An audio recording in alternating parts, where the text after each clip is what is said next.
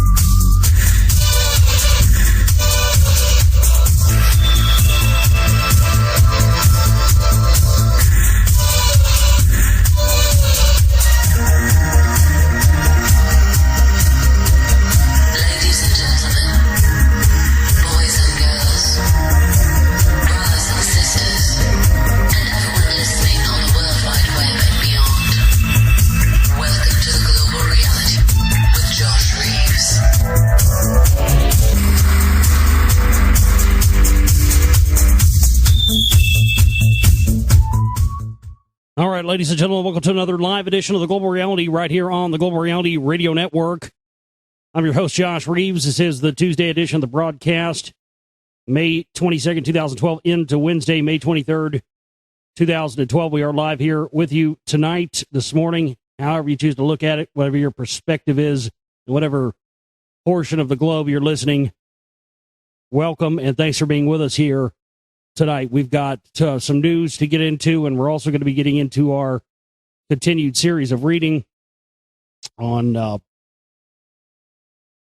lost archaeology of ancient America, whatever it's called. We'll be getting into that more here tonight as well for you. Love to have emails during the show, comments, questions, stuff like that. Global Reality Show at gmail.com. That's Global Reality Show at gmail.com, and I love to have emails there anytime. You can always send them over, Global Reality Show at gmail.com. So please send those over there, and we'll try to get into some. I think we have a few here, maybe maybe one, maybe one or two. We'll see, but we'll get into those as well for you here tonight. My website, where this broadcast originates from, is theglobalreality.com. It's theglobalreality.com up there. And if you're too lazy to remember that, you just go to Google, go to a search engine, type my name, Josh Reeves, Reeves,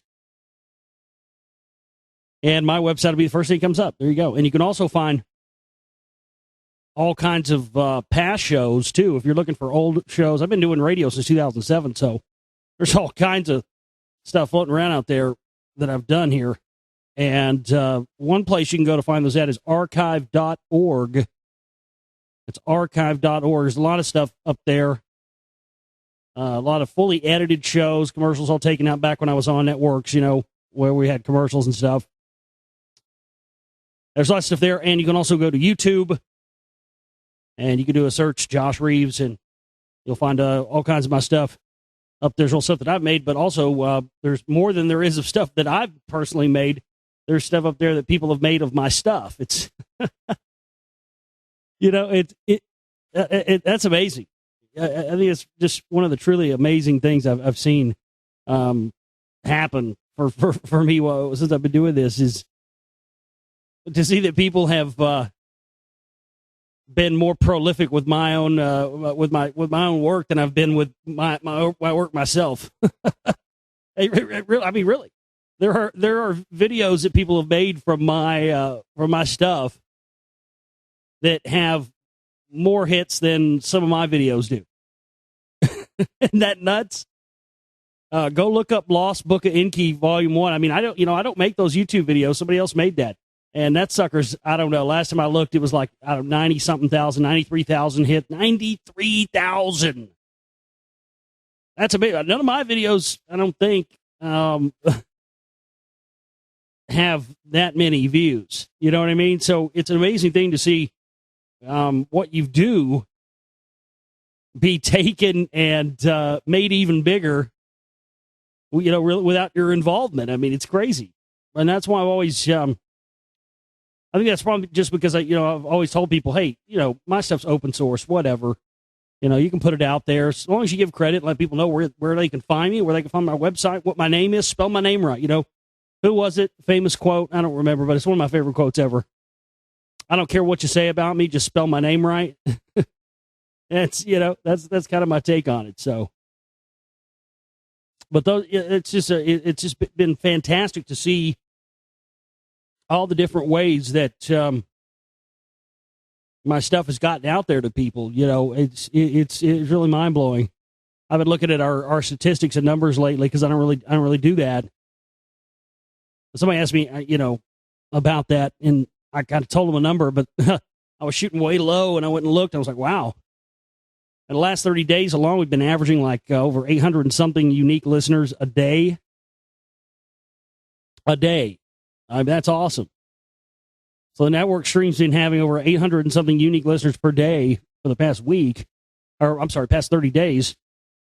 And in 27 countries, we've moved, I don't know how many, it was 150 something thousand or 150 million something megabytes, I don't remember.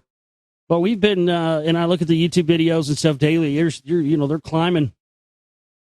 I don't have a way to tally what our archive downloads get, but we may be going to, a free hour pay show type system in the future. We'll have to see how that plays out. But up there at theglobalreality.com, you can find all kinds of stuff, including by many documentary films. Those are films that I've put out that have been kind of, clips and stuff from radio shows and smaller things that don't take as many resources and don't really need a budget like, a film like I'm working on now does. And so you can find those up there, the Reality of Illusion series. There's all kinds of other ones up there. The newest one in that series, it's an ongoing series of films that I started, mini films I started in 2009. And boy, oh boy, I didn't cover this last week, but in that, one of I've had really hell played on me in some of those mini films because they've wanted to take them off the market. I meant to cover this last week and I didn't. I'm not really, not quite ready to get into the news quite yet, but I want to mention this just because it was on my mind. One of the Reality of Illusion series films I made was called Operation Haiti Quake. And I think I got that thing up something like, 24 hours after the Haiti thing happened, because it was like I'd seen it coming, Well, it's just one of those byproducts of paying attention, and I had been, paying attention a lot to certain news stories and things at that time when it happened, and right when the big earthquake in Haiti struck, immediately I was like, oh my gosh, I remember this story from a year ago. I remember this, I remember them saying there's all this gold and all these resources under Port-au-Prince, Haiti, right in the epicenter of it. And then conveniently, the UN building, their whole government got wiped out. Everything went, my God, they took out the whole government. The government was right in the center of it. And that's perfect because without any regulation and any government, it's the Wild West, man. I said that immediately within 24 hours of it happening. I went on my show 2009 and said that, immediately that it was about resources. This was a resource grab, and they directed that probably from a HARP style antenna they have there in I think it's in Puerto Rico. Yeah, I think it's in Puerto Rico. They used it in the Bond flick. They used it in Contact with Jodie Foster. I think they used it in the X-Files. But it's an ionospheric heating system. It works in the same way that HARP does. But they paid for it under the guise of it being this, radio telescope thing, which it can do because it works on the same principle. But YouTube had taken that film down. It's still out there, and it's up on my website underneath the documentaries tab there. But anyway, I put that out in 2009, and one of the things I talked about, of course, was this mass amount of gold. It was reported just prior to the earthquake, the massive amounts of gold underneath Haiti, and I'd reported that in that film, and then it was mysteriously taken down by YouTube without really any explanation. It's still out there. And lo and behold, here we are now in 2012, 3 years later, and here it says, gold, the Haiti eyes potential $20 billion bonanza. Its capital is blighted with earthquake rubble. Its countryside is a bourne of trees chopped down for fuel, and yet Haiti's land may hold the key to relieving centuries of poverty, disaster, and disease. There is gold hidden in its hills, and silver and copper, too, which I also reported on. There's also the biggest amount of iridium anywhere in the world. And what's interesting about iridium, it's a rare earth metal. It can only be found in one place, and that is from asteroids. And there are rumors and talk that there is a fuel that's in the works that can fuel things like interstellar cruisers, power plants, all kinds of stuff for a long period of time. And it really, I'm not even trying to be funny, it really is described exactly as unobtainium is described in the movie Avatar. And it's called iridium. And Haiti, it's specifically in Haiti, right under Port-au-Prince where the earthquake struck, it is chock full of iridium. And with these stories coming out, I think we've actually got some of these stories tonight pertaining both to these, asteroids specifically, the asteroids that contain these metals. And we've covered the story with the new asteroid mining company that James Cameron. Isn't that interesting? You know, James Cameron, yeah. He has this stuff called unobtainium in Avatar. And then with the proceeds of that movie, he starts a company, co-creates a company that is now going to start mining asteroids. So we have a story about that we'll get into later. That was no accident. No accident at all.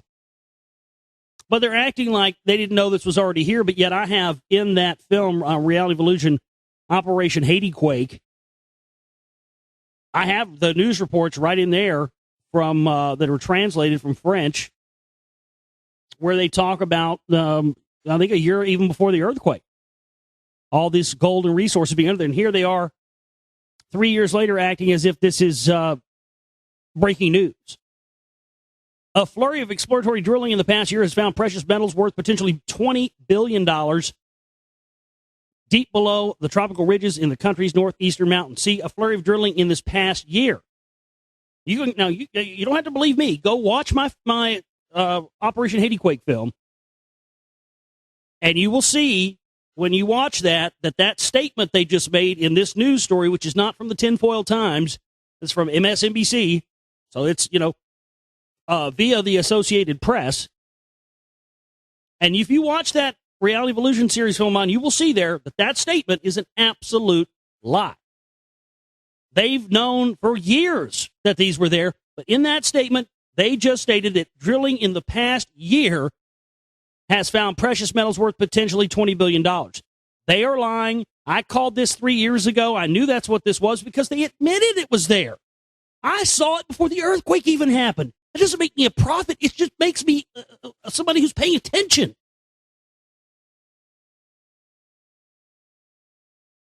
But I mean, that's the payoff right there. To me, that's the payoff. Yeah, it may take 3 years for one of those things to happen, but that's the payoff. I was paying attention.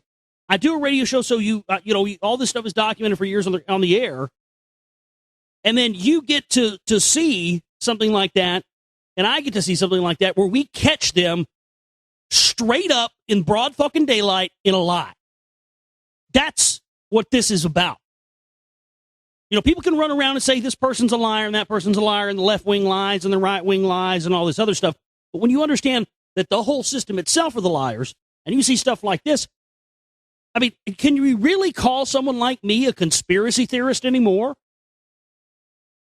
It's so unfair, and I mean, I take offense to that. Like, like people take offense to being called, a racial slur. Honestly, why am I a conspiracy theorist? Because I'm paying attention. You guys knew for years this stuff was there. I heard about it in your news, your controlled corporate news. Good job there, assholes. Was able to put that in a mini documentary in 2009, and here we are in 2012. And they're, this is a big surprise to us. Yes, well, it was convenient enough that earthquake hit right there in the epicenter of their government. That was just convenient. And, we were down here cleaning up, trying to help these poor Haitian people, and lo and behold, goddamn, there was some fucking gold there. Shit. We had no idea. This is great. No, bullshit. You're busted. You guys are liars. And this thing is exactly what I said it was 3 years ago. End of story. But that's what doing this is all about. Again, that's why I take offense to that conspiracy theorist title anymore. It doesn't always, you're not, when you write about something, you're not always immediately verified as being right. Sometimes it takes years. I think people are going to look back at the Secret Right films 20 years from now and go, oh, God damn, why didn't we see this? I really do. I don't think it's something, I think that's something that went over a lot of people's heads and still does. But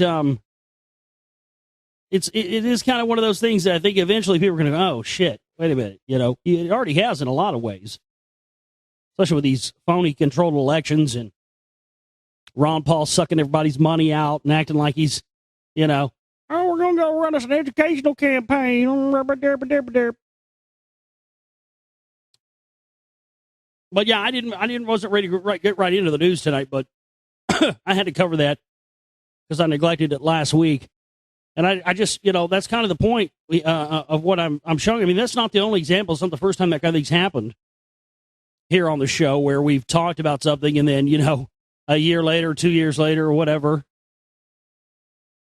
something comes out. I mean, hell, it's happened as far as like interviews and stuff, like the Anthony J. Hilder interview I did in 2008. That time I was still, was a fan of Anthony J. Hilder. Hadn't gotten to anything in my research yet with the CMP stuff that would have connected him to anything. But there, lo and behold, on my show, this guy just happens to, coincidentally call in and ask him about being there the night of the RFK assassination. And then, I'm getting to that like 2 years later or 3 years later. And then that information that he put out on my radio show that I was participating in didn't have any relevance to me until I got to other information in my research like 3 years later. And that to me is another one of those amazing things about just paying attention. You don't have to dedicate your life to doing this like I do if you don't want to. But those of you who don't want to do that or can't do that or choose not to do that or whatever, I would appreciate it if you didn't look down on me because this is my job. It's as much of my job as what you do. I mean, I probably work more days in a week than you do going to what you would call a real job or something. Those definitions of what's a real job and what isn't, all that crap, I can't believe people still get caught up in that.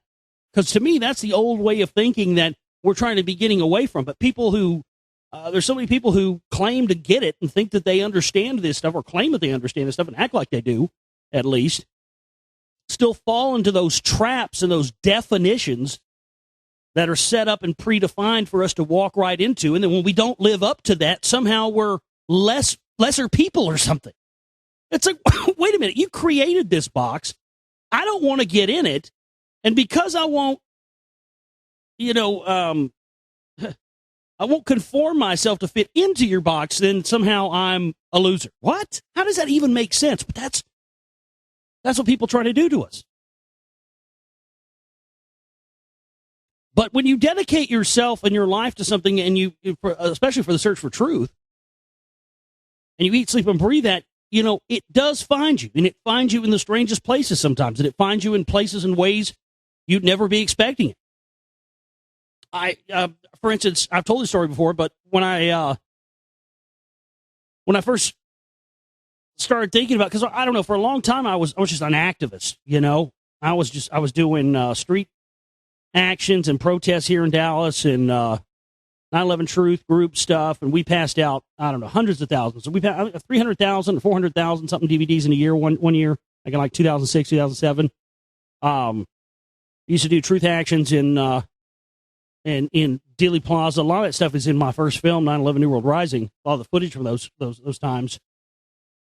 But at that time, I had no interest in putting myself out there as a personality, putting myself out there as a radio host or anything else. I was real kind of wanting to go, and kind of really just be anonymous. But I got over that. But the first thing I did was I made this website. We have this family dog. He's so old now, but he's such an awesome dog. His name's Buddy. We call him the Goozler. My dad gave him that nickname, and we just got us stuck with it. I don't know how old he's now, 14, 15 years old. He's a Shih Tzu and something else. But I had this website. It's still out there. It was a blog, and it was Buddy the Dog Exposes the New World Order, and it was the Goozler Report. And I used to post articles and, stuff I found on the web, information stuff. And I had made this post back in 2006 about the Kennedy assassination and why the John Birch Society was bad. And the reason I did that is because we had a guy from the John Birch Society join our 9/11 Truth group. And immediately I was very like, this is bad news. I don't know why. I just got that vibe. I didn't even know all the things I know now about the John Birch Society or any of that stuff. I just heard bad things about them and heard that, they were infiltrators and stuff. And he was saying, yeah, the John Birch Society, they're on you guys' side. They believe the stuff that you believe. We need to align with them and work with them. And I was just like, I'm not really into that. So kind of in retaliation to that, after that meeting, I posted this thing on my Goozler Report blog about the John Birch Society's connection to the Kennedy assassination. And about a year and a half later after that was when I started doing my radio show in September of 2007. I just released 9/11 New World Rising.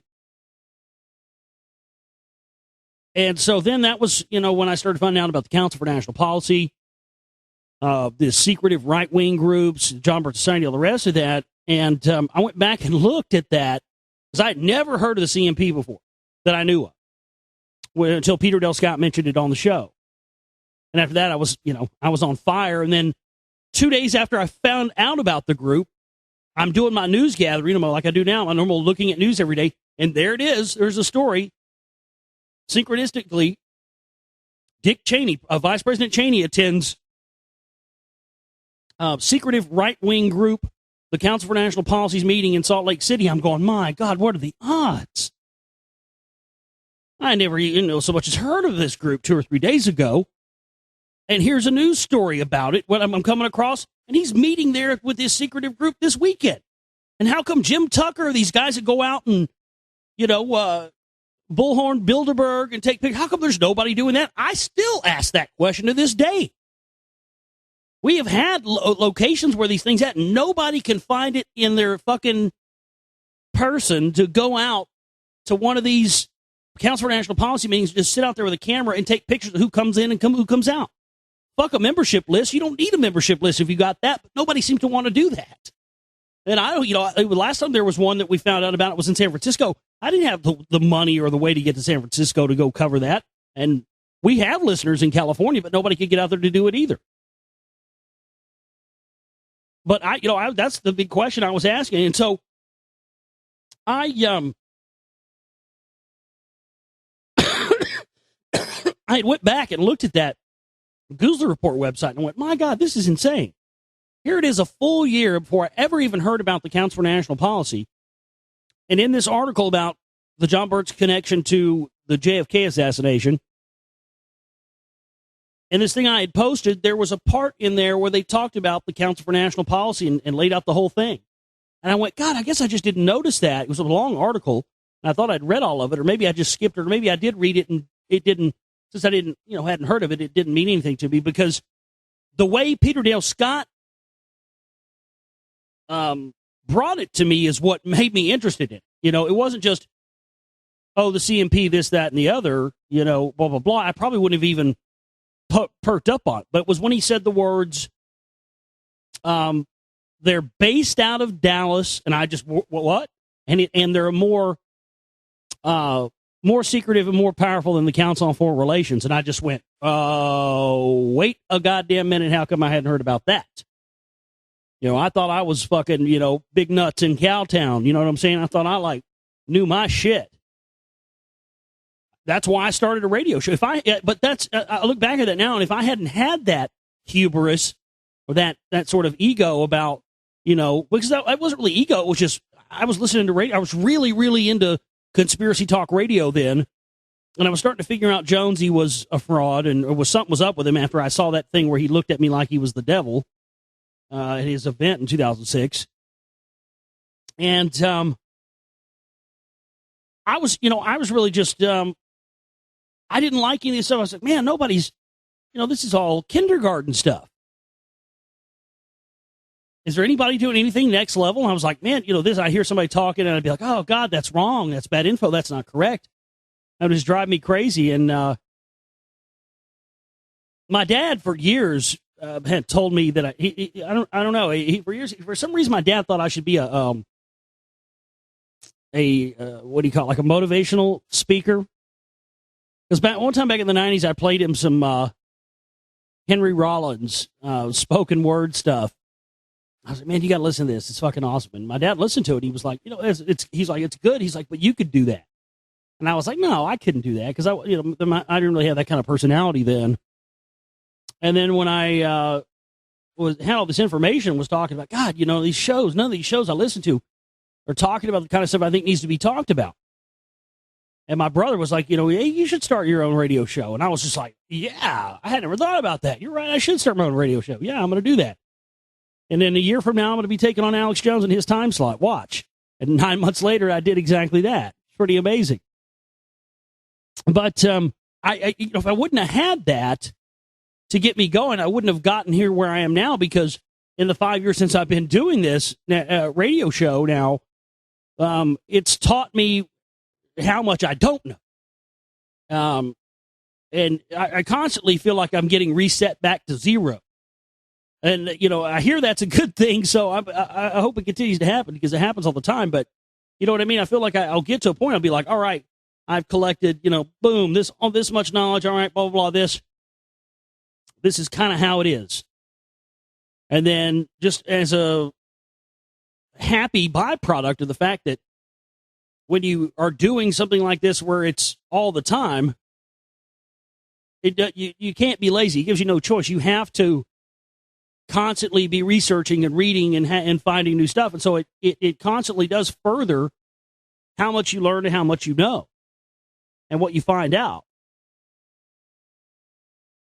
And that's definitely how it's been for me, is that it just continues to be a never-ending starting back at zero and going, my God, here we are again. You gotta absorb all this in now, take all this in and process it on top of all this other layers of things you've had to process, because finding out that everything, virtually everything, folks, that we've ever been told it has been a lie. I mean, it's just a fact. And you can think that you know that and know that to be true. And I promise you, 100,000 more things will happen to verify that for you 100,000 more times over. That's how it's been for me. It's just constantly reinforces that. So that's what, to me, is the definition of, and the reason for me dedicating my life to doing this. Is because you have to at least try.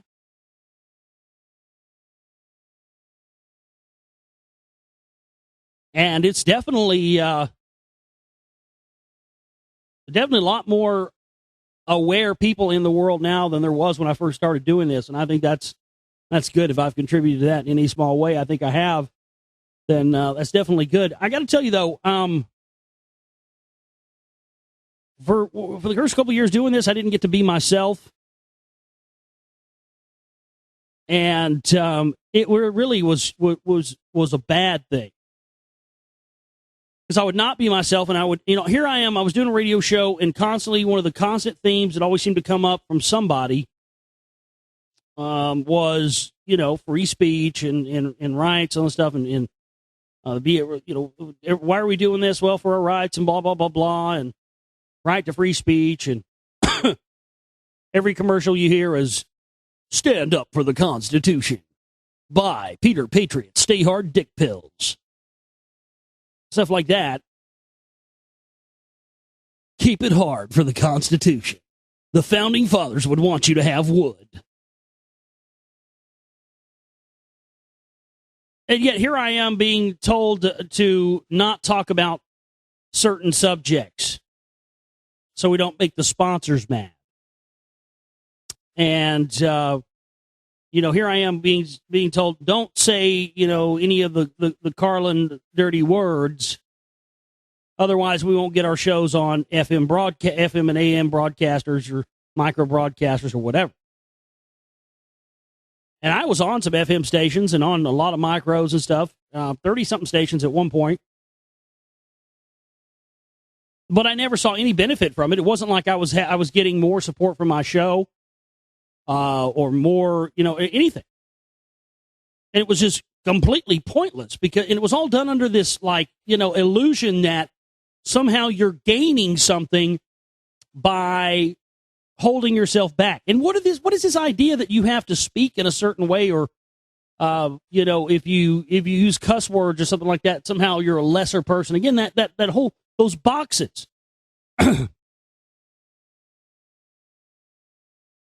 And so because of the subject matter and the things that I came right out of the gates. First week out of radio, people didn't know me from Adam. And here I am, the first week I'm on air, finding this information that proves pretty much that all these people that I had looked up to and admired that got me into wanting to do this may be working for the bad guys they claim to expose. So I had the dubious distinction of coming out of the gates and being a new jack. I didn't have a radio voice. I didn't know what the fuck I was doing. Anything. I was noob. Total noob.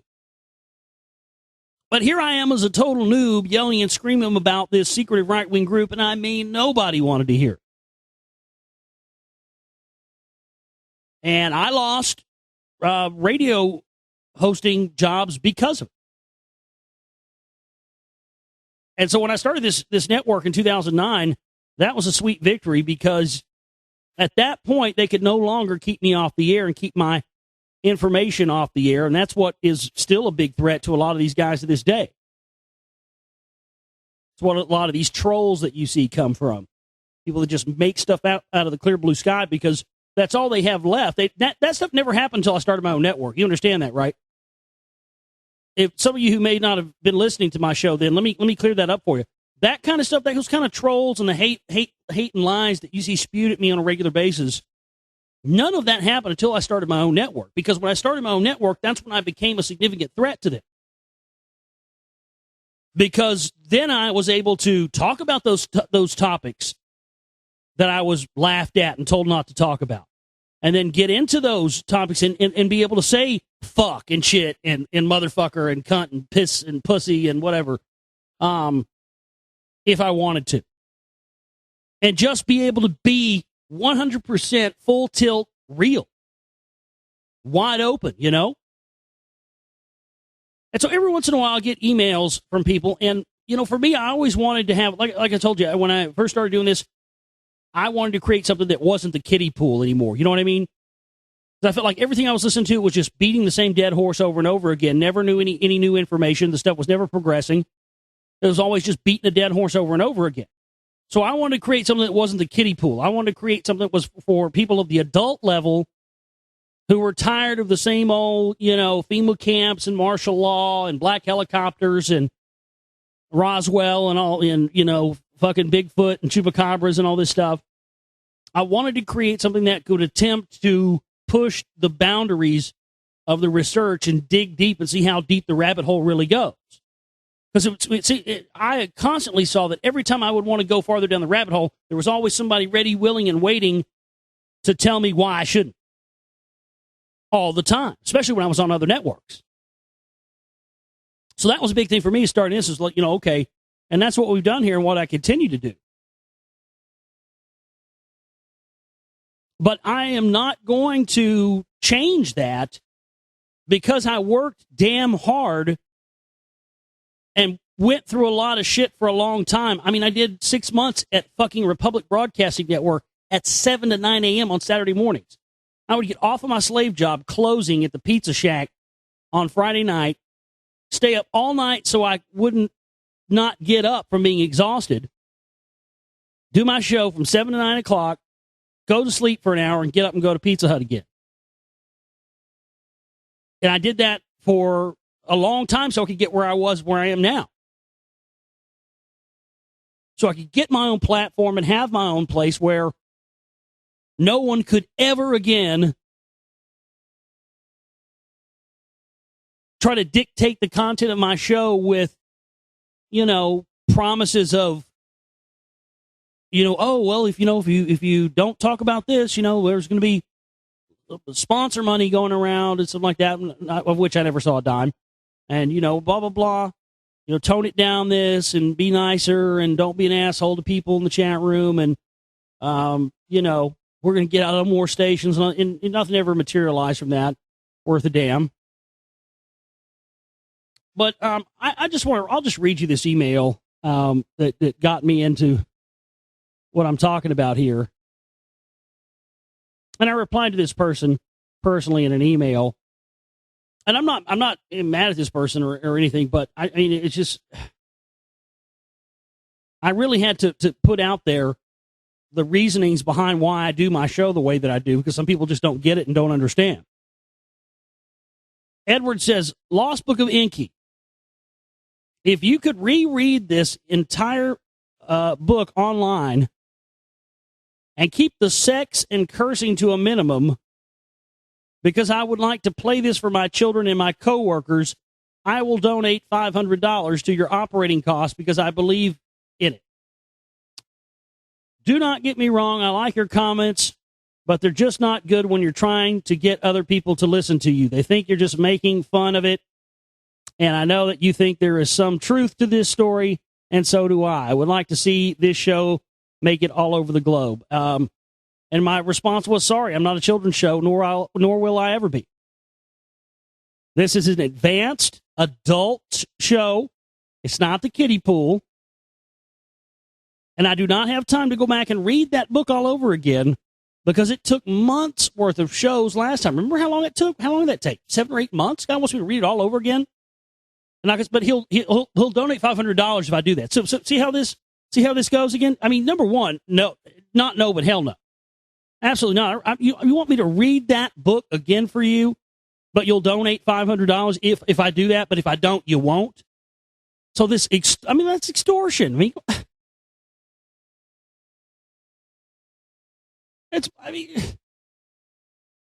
I don't do shit on command, dude. I have a soul. I'm a person.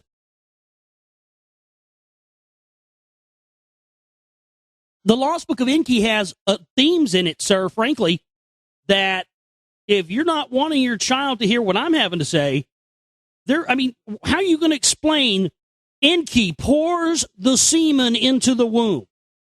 I'm just supposed to read that and just and not make a joke of it and not say something like, gee whiz, Wally, you think you could have done a little less than pour the semen in the womb? How do you explain that to little Johnny? My point is, sir, that I think that the problem isn't with me. The problem is that you're trying to give advanced material to a child who you should probably wait a few years to give that information to if you're worried about them hearing cuss words and sexual things. Because, again, the Lost Book of Enki is full of it. I mean, my God, how many times in that book is Enki going and pouring the semen into the womb? Remember that they create some human women and there's like 5 of them, and Inky goes over and just fucks them all and gets them all pregnant simultaneously? That's in there. That's in the Sumerian text. I mean, don't you think that's a little adult themed? So my point is that if your problem is you don't like my cussing and you don't like those things because you don't like it for a child, even if I didn't cuss and didn't say any of those things, sir, you're still going to get things that a child should probably wait on. And look, if he's not going to hear the cuss words from me, he's going to hear it from the rap music, or he's going to hear it from movies or whatever else. You can't shield the child forever, but you got to make a decision here, dude. Shit or get off the pot. If you want your kid to start getting this information now at a young age, then fine. But to me, it's like putting the cart before the horse. You can't have one, not have the other.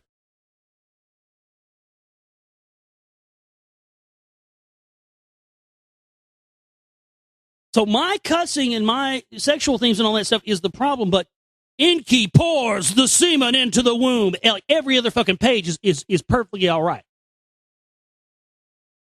But I am kind of insulted by that. Look, man, if you believe in what I do like you say you do, and you believe in my work and you think it's worthwhile, you should donate that $500 anyway. But to try and bribe me with it like I'm some fucking lapdog, oh, do that for me, I'll give you this. Mm-hmm. I'm not a whore, man, okay? I may be a dirty slut, but I'm not a fucking whore.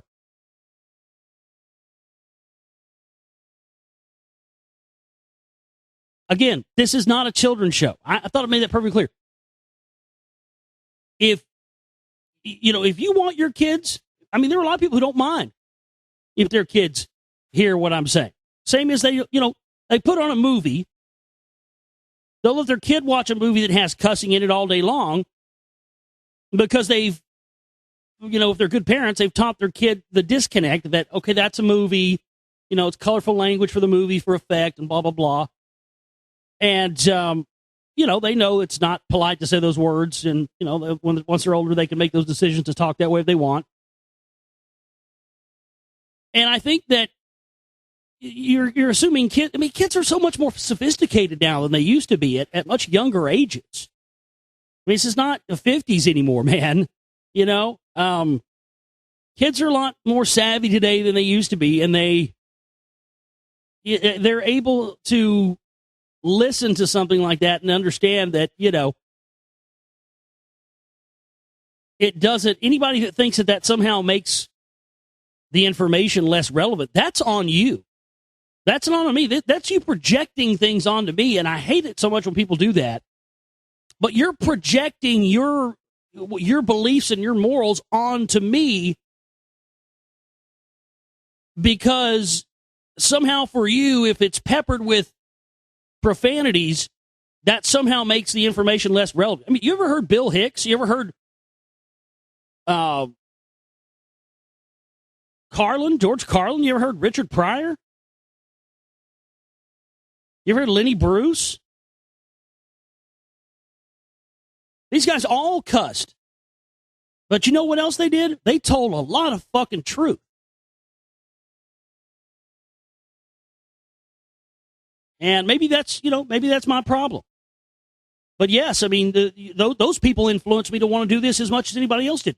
Carlin and Richard Pryor especially. I was a huge fan of Richard Pryor. I mean, I was listening to Richard Pryor tapes when I was 10, 11 years old, man. He's talking about pussy and eating pussy and this, that, and the other, doing coke. I mean, I didn't even really know what a lot of that stuff was, but I thought it was great, Then when I got older, I was like, oh, God, this is fantastic. Cheech and Chong and stuff, But, that for me, it's all about being real. And I know all of this information, all the stuff I talk about is real because I've experienced things that have shown me that it's real. So I'm not some personality or some person who can, hello, my baby, hello, my darling, hello, my rectum down. I can't just put on the cane and the hat and dance for you, for $1. It's not me.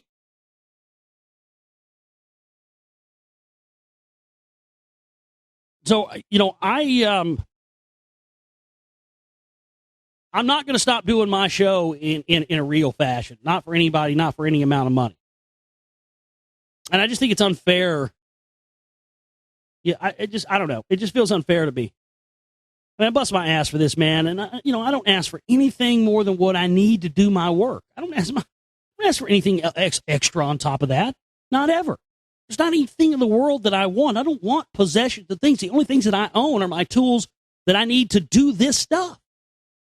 And that's all I want. And when I can't even get that, yeah, you're damn right I get upset and I get emotional about it and I start fucking flying around figuring out how it's my mission. This is my mission. This is not a fucking weekend hobby for me. This is my life. This is my work. This is what I do.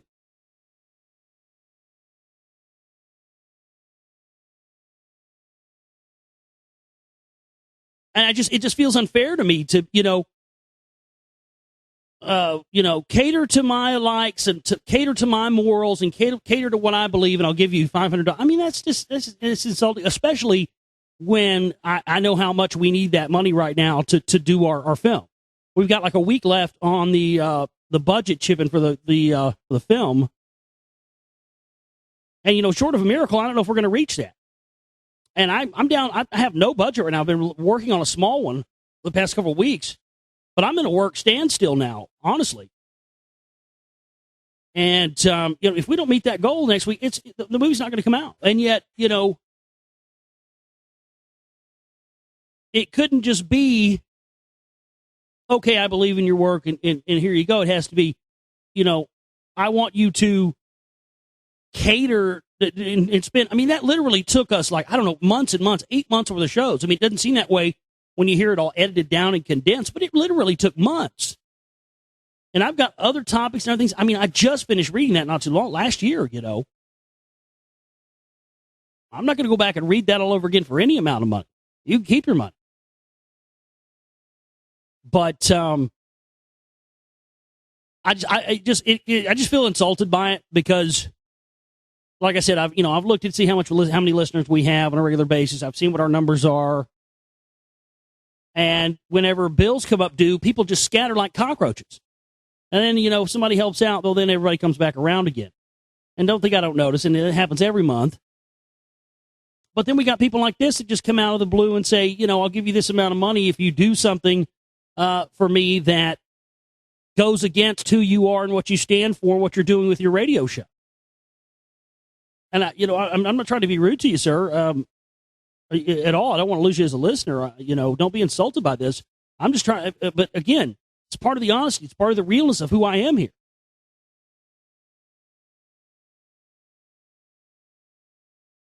And, my soul doesn't have a price tag.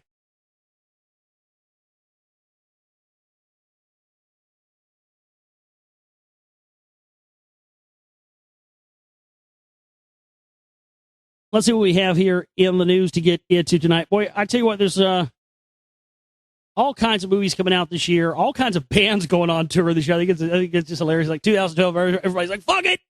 End of the world's coming! We're getting the band back together, Neil Young and Crazy Horse are going on tour. Jeez, man. So many shows this year. It's fantastic. All kinds of movies coming out, too. I haven't seen Avengers yet. I heard good things about it, but one of the movies that's coming out this year is probably maybe has been overlooked. I've known about it for about a year. Meant to talk about it several times, just forgot. Paul Thomas Anderson. This actually just premiered at the Cannes Festival in France. Paul Thomas Anderson, who did the film Magnolia, you guys remember that movie? Tom Cruise. It was a pretty good flick. Is making a film, much to the chagrin of Scientologists like Tom Cruise and Will Smith. And it's called The Master. And from what I can read, the details are kind of scant on it right now, but what I understand, this is going to be telling the story of Freighter H, also known as L. Ron Hubbard. L. Ron Hubbard's going to be played by Philip Seymour Hoffman. It's a great choice. And it's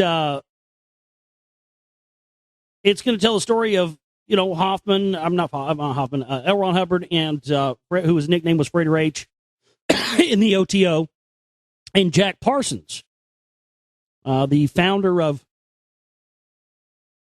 the Jet Propulsion Laboratory in Pasadena, California, also where he set up the American branch of the OTO. They were both disciples of Crowley, Aleister Crowley. But Scientologists are none too happy about that story, because that story of, those two and their magical cohorts, their magical exploits, has kind of been a story that's kind of been relegated to the conspiracy theorists for a lot of years. And now Paul Thomas Anderson has put it into film. And, Tom Cruise and all the nuts, all the Scientologists, they're freaking the fuck out now. It's pretty clear from last night's screening that The Master, directed by Paul Thomas Anderson, is clearly all about the early days of Scientology. Philip Seymour Hoffman is clearly playing L. Ron Hubbard, creating his cult religion with the help of his wife. In the clip, we saw Joaquin Phoenix is some kind of drifter who gets involved with people, with the couple, and becomes Hoffman's right-hand man. Yeah, that's so I guess Joaquin Phoenix is playing Jack Parsons. Phoenix in real life has been on a sabbatical from acting, so it's kind of interesting that he took this role. He and his family grew up in a cult in Florida where the kids all changed their names, but the acting from all three principals in the clips was superb. Whatever Paul Thomas Anderson has in mind, it's going to be controversial. Scientology doesn't quite like people messing with their made-up history, and this should cause quite a discussion. So there you go. I'm anticipating that film quite a bit myself. And yeah, there's going to be some, those guys were doing literally doing magic rituals. I mean, the CIA cut this baby. Marjorie Taylor or Marjorie something, I can't remember her name. She was an actress. Jack Parsons knocked her up, and the CIA cut the baby out of her in like the 9th month. And they made a golem out of it. Shit you not. Made a golem out of it, and they put it in the Fat Man and Little Boy experiments they did of nuclear testing to infuse the golem body with nuclear fire. L. Ron Hubbard said he saw Jack Parsons tear a hole in the fabric of space-time, and something evil came out of it because they did the Babylon working ritual, which is supposedly one of the darkest, hardest to do rituals in all of black magic. So it's going to be interesting to see how much of that Paul Thomas Anderson talks about in the film there. And yeah, you could bet Scientologists are not going to be happy about this. I mentioned this earlier, talking about Haiti and the resources there, and James Cameron and his new asteroid mining company. Single asteroid worth $60 trillion if it was mined, and as much as the world earns in a year. One single asteroid in our solar system, 241 Germania, has $95.8 trillion worth of mineral wealth inside of it. Nearly the same annual GDP as the entire world. The finding comes in the wake of founding of the Planetary Resources, a venture backed by Avatar director James Cameron, which aims to mine asteroids for their wealth. Asterank is based on publicly available information and aims to catalog the enormous wealth in the solar system and how little is currently known about what lies out there. The 100-mile wide, 241 Germania wouldn't be a likely target for Planetary Resources, however. It's too far away in the solar system's main asteroid belt. So, yeah, you can see, there's one called 4034 Vishnu. They got an asteroid called Vishnu. Wow. That's not comforting. They could rake $2.51 trillion profit off the Vishnu asteroid. Wow.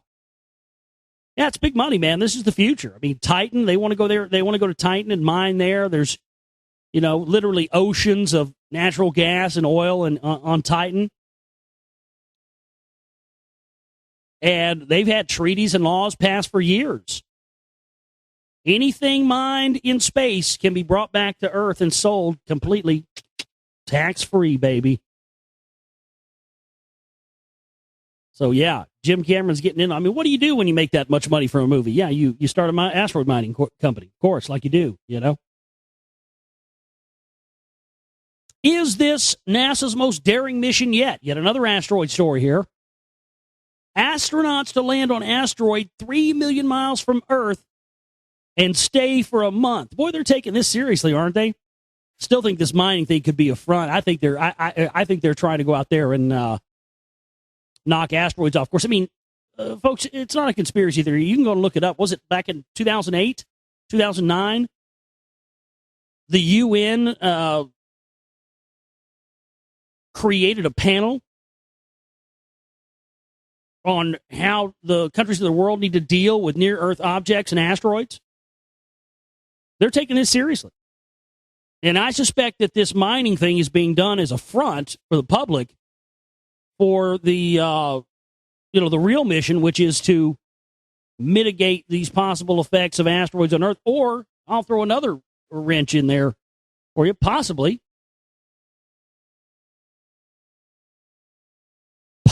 to even direct them in ways that they want them to go. And I don't mean just away from Earth either. If they have the ability to knock these things away from Earth, they have the ability to knock them towards the Earth as well. And if you think these cocksuckers aren't crazy enough to do something like that, you need to get your head examined. I mean, look at 9/11, look at JFK, look at everything. These guys are fucking nuts. They don't give a fuck.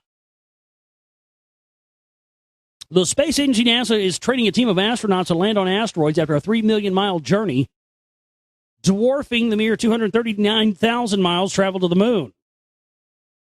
Their mission, planned for the next decade, would land on an asteroid traveling at more than 50,000 miles an hour. The astronauts will drive vehicles on the surface and pick up skills necessary to destroy planet-killer asteroids that may approach the planet in the future. Okay, so they're not even hiding that. They're straight up saying, yeah, we're going here to make sure we could deflect these things. Details of the mission were revealed by Major Tim Peake, a former British Army helicopter pilot and the first official British astronaut with the European Space Agency. The journey to the asteroid and back could take up to a year. Peake and 5 other astronauts will prepare for the low-gravity environment of the asteroid by spending 12 days in an underwater base off the coast of Florida, 65 feet beneath the Atlantic. So, yeah, buddy, they are taking this seriously now, aren't they? You just can't tell me that's a coincidence. Oh, we're starting asteroid mining companies at the same time we're sending missions there to try and deflect them. Yes, all coincidence. All of a sudden, out of nowhere, we're very interested in asteroids. We've never been before, but just now we are. See? No, that's a front.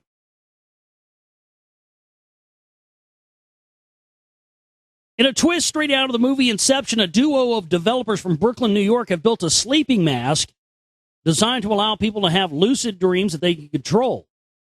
While it may look like a standard sleeping mask, Remy has been billed as a special rapid eye movement enhancing device that is supposed to help steer the sleeper into lucid dreaming by making the brain aware that it is dreaming.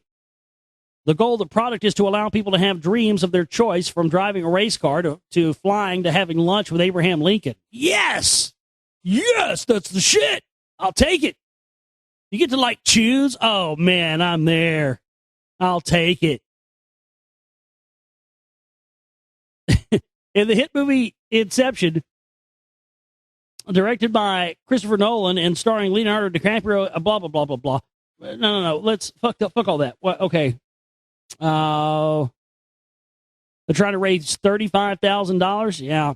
Well, I wish I could help you, but I gotta dig up a rock wall. But yeah, I'll take one of those goggles if you guys get that off the ground for sure. I mean, you can drive around in a 57 Chevy with Abe Lincoln smoking a big fat hootermonga and with a fucking 40 ounce of malt liquor between your legs. That's cool. I mean, that's worth it.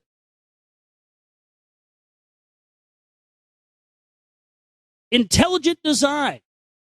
Scientists create robot which can build its own tools. Well, dun dun dun dun dun. Dun, dun, dun, dun, dun. Dun, dun, dun, dun, dun. I mean, just cue the fucking Terminator music, right? Self-replicating machines! They're here. It sounds like a bad sci-fi film. A group of scientists build a robot, an intelligent robot, and give it the ability to build its own tools and arm it with a gun. Yeah, you ever see that movie Chopping Mall? That's one of my favorites when I was a kid, man. Loved fucking Chopping Mall. Anybody see that movie? It was like this robot security guard, and these people get locked in this mall, and this robot security guard thing like fucking just murders them all. Oh, it's brutal. Thankfully, while the first part is true, the gun on this occasion is just a glue gun.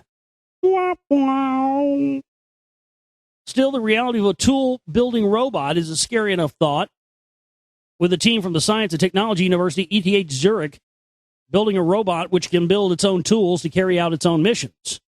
In the video below, the unnamed robot uses the glue gun to build itself a cup, which it then glues on itself to transport water from one dish to another. Yeah, I mean, that's...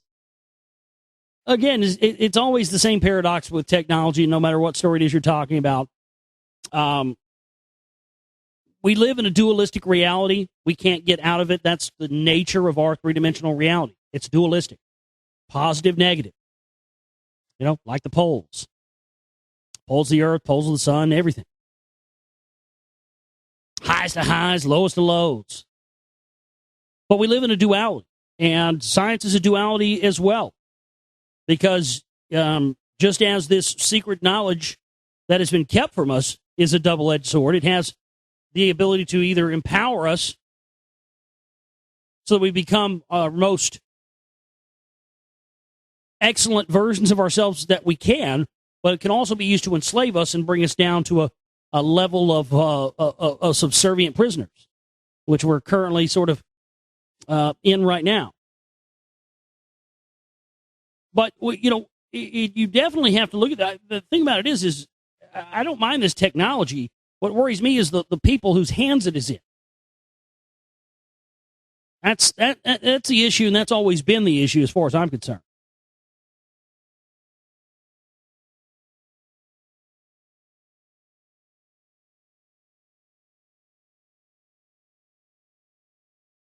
Let's see here. You know what? I think I'm done with the news. We got a few more stories. We might cover them when we come back, or we might not. Either way, we're going to take a break and come back. And when we come back, we will continue in our series of reading tonight. TheGlobalReality.com is my website. It's TheGlobalReality.com. We will be back here with you in a few minutes. Stay with us. All right, back here with you on the Global Reality, right here on the Global Reality Radio Network. I'm your host, Josh Reeves. Thanks for being with us here for another late-night Moonbat edition of the broadcast. We're going to be getting into our continued series of reading here tonight. Chapter number 5, The Lost Worlds of Ancient America. And we'll be getting into that here in just a bit. Again, TheGlobalReality.com is my website. It's TheGlobalReality.com. I've made 3 full-length films, a bunch of little mini-films and mini documentaries and stuff. 3 films, 3 full-length films since 2007. 9/11 New World Rising, Secret Right Volume 1, and The Secret Right Volume 2. The current project I'm working on is The Lost Secrets of Ancient America, Volume 1. We're going to be talking about the ancient rock wall in Rockwall, Texas. Looking into possibilities of who built it, who used it, for what purposes, and also the other evidence of ancient peoples in the Americas long before what the history books tell us. And just tons of compelling, amazing evidence, stuff shot on location at some of these different sites. And those 3 films I've made so far are available up there, TheGlobalReality.com. We also have 2 chipping banners there on the right-hand side of the page. If you scroll down, we have one for the operating cost of the month. And that's something we'll handle and do next week for our fundraising week next week. But we have, like I said in the last segment of the show tonight, we have about a week left on our budget for final budget for the film, and we didn't meet our last budget in its entirety, and that kind of put us short, but I was able to work through it. This time it's not something I can work through. I mean, there's no budget left for this. If I don't have a budget to work with, I can't get this movie done. So that's, that's just the reality of it. So there, at TheGlobalReality.com, you can support our work there. We also have a P.O. box. If you absolutely can't use PayPal, you can send checks or money orders or whatever there. We have a donate button where you can put in any amount you want there, up to $10,000 a day. We also have the Amazon wish list, which has various items that we need for filmmaking, to do the soundtrack for the film. And so there's, synthesizers and stuff like up there that we need. And there's cameras up there that we need, and books and all kinds of different stuff, hard drives. So if you want to get something off that list, in lieu of making a cash donation, you can get something off there, and it gets sent discreetly to me. And that helps us out. So that's one of the other ways you can help out our work there. But feasibly, we need a few $100s in as soon as possible here, just so we can keep going this week. You know what I mean? I had one final news story I wanted to read. I dropped in the chat room just a minute ago. Sci-fi becomes reality as DNA is turned into living hard drive, able to store and erase data. It sounds like the stuff of science fiction fantasies, but scientists have turned living cells into data storage devices like living hard drives. I mean, this is literally straight out of the Sumerian text. This is what Enki, this is what they were doing. Able to take out, put in, change things around, store, save. The idea of storing computer information inside living cells or human brains has formed the plot of sci-fi thrillers such as Johnny Mnemonic. But in reality, the cells are likely to become a method for retrieving information from inside the human body. The information stored in the DNA code can be rewritten and erased at will, so it could be used to study aging cells and even turn off cells before they turn cancerous. The cells would be like tiny computers that can live with the body and could be an incredibly important tool for both computing and medicine. So again, it all requires us to have these little tiny machines. You know what I mean? Notice that? Everything. Well, if you want to have the next generation entertainment, if you want to have life extension, if you want to have to store data on your DNA like a hard drive, personally, I'm fine with external hard drives. I don't know about you. I don't need any internal hard drives. We've got plenty of those. But all this requires you to have little machines inside of you. I mean, am I the only one that just is suspect of that?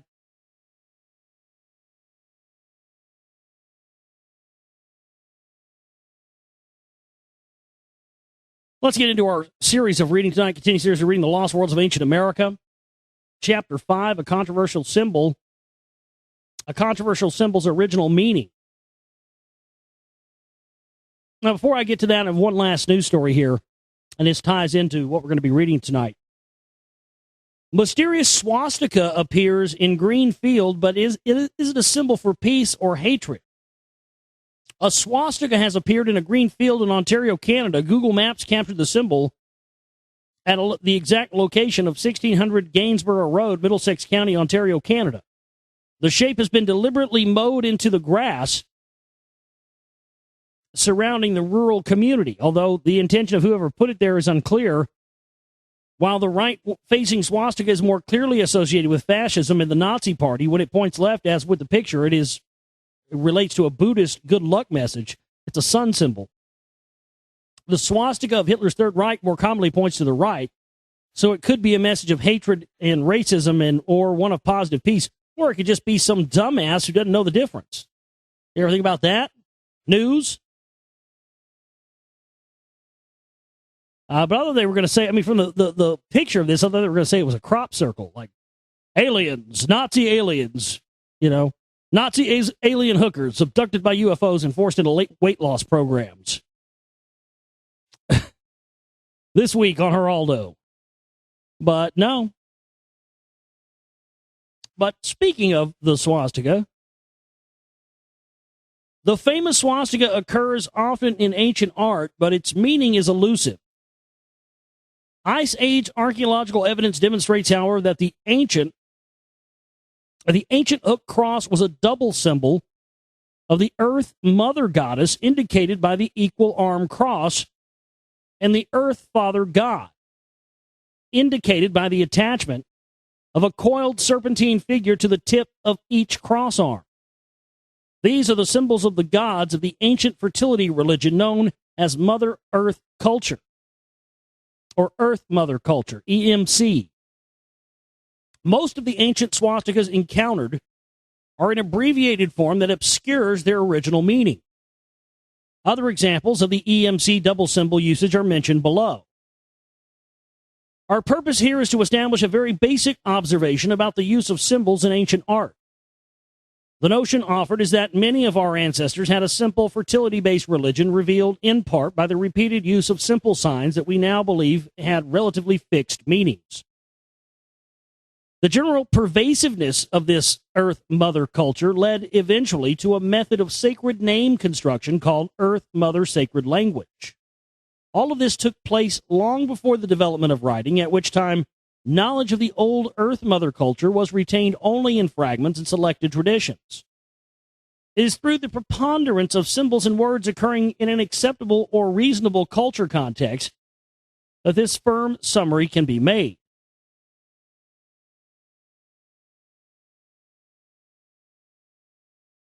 Our approach does not refute the data of thousands of man-years of modern archaeology, but it does state that a simpler, sharper, more focused, more logical method of cultural interpretation has been found. We claim that such is a dormant description of man's spiritual culture down through most of the Bronze Age and some of the Iron and Medieval Ages. The swastika is the subject of many speculations. We should not be overly distracted by corruptions of interpretation or pronunciation that occur in later times when the original cultural context of a subject idea has become vague at best. And in the case of simple symbols, we cannot allow ourselves to be paralyzed if we locate the use of a favorite symbol for another cultural purpose altogether, such as the hexagram, which was adopted by the Hebrew culture long after its earlier use as a fertility symbol of Earth Mother culture. The oldest example of a swastika as symbol appears in Joseph Campbell's Flight of the Wild Gander. Campbell was a remarkable social science scholar in many ways, the best encountered to date. He dominated the establishment in his role as the grand spokesman for the elucidation of the role of mythology in the history of modern man. He apparently thought that the scientific and organizational approaches to the study of man as fumbled around by his history-oriented contemporaries failed to appreciate the benefits of art insights and the simplified elements of normal psychology. Thus, we retreated to a comprehensive synthesis of the experience of man's pursuit of religious insight and inspiration, a la C.G. Jung, using the historical data to illustrate points of passing interest, but suggesting that the picture is too haphazard to be comprehended in organized societal and historical terms. For example, a sampling of art from the Ice Age sits at Mezin in the Ukraine and may be found approximately 60 miles northeast of Kyiv. Its artifacts comprise bird figurines carved from mammoth ivory with inscribed patterns that include elaborate swastikas around 10,000 BC. These items are sacred images of the Earth Mother, represented as the bird mother, inscribed with symbols indicating her Earth Father consort, the serpent. This is the essence of the Paleolithic Earth Mother cult, when it was principally a fertility cult. In 1939, Viennese paleoanthropologist Franz Hankar compiled a survey of the various Paleolithic Venus statues that have been discovered. He included the Mezin bird figurines, but did not make a firm claim for the existence of EMC. The hooked cross patterns were first recognized by the Russian linguist V.A. Grotikov, but it was Hankar who called them the oldest swastikas found thus far. Campbell quotes the conservative circa 10,000 BC date for Mezin.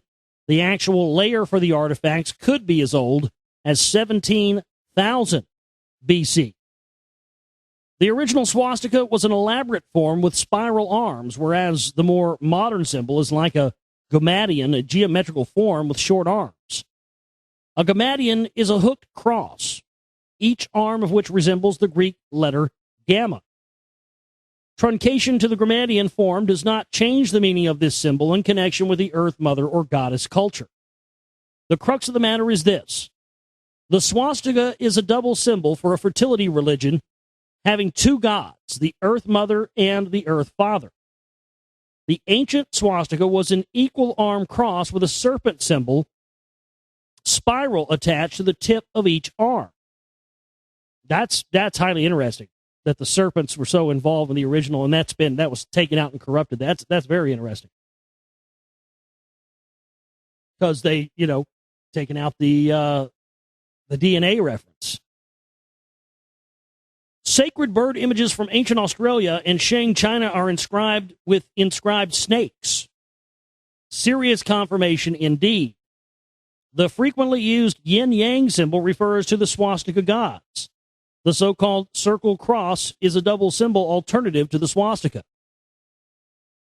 Mississippian, here's one. The Mississippian culture swastika shell engraving. This was found at the Spiro Mounds in Oklahoma, which I hope to get up to, or hopefully somebody will go out there and get footage for us, but I want to go out there myself. It's not far.